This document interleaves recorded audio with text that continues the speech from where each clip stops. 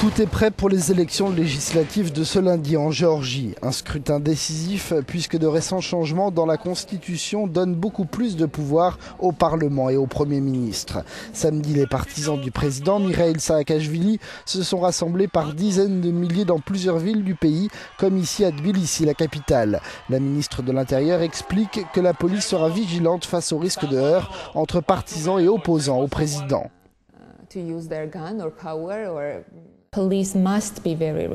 La police doit être dans la retenue le jour du scrutin. C'est vrai partout et spécialement là où il y a des risques de polarisation, comme ici en Géorgie.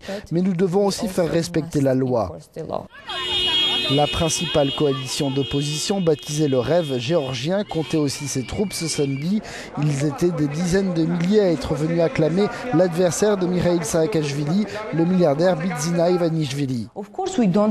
Bien sûr, nous n'avons aucun doute sur le risque d'action menée par des hooligans. Il pourrait y avoir de la résistance aux forces de police, dit cette observatrice. Mais la question, c'est de savoir pourquoi tous ces cas se produisent quelques jours avant les élections, pourquoi tous ces gens n'ont pas la possibilité d'être assistés par un avocat.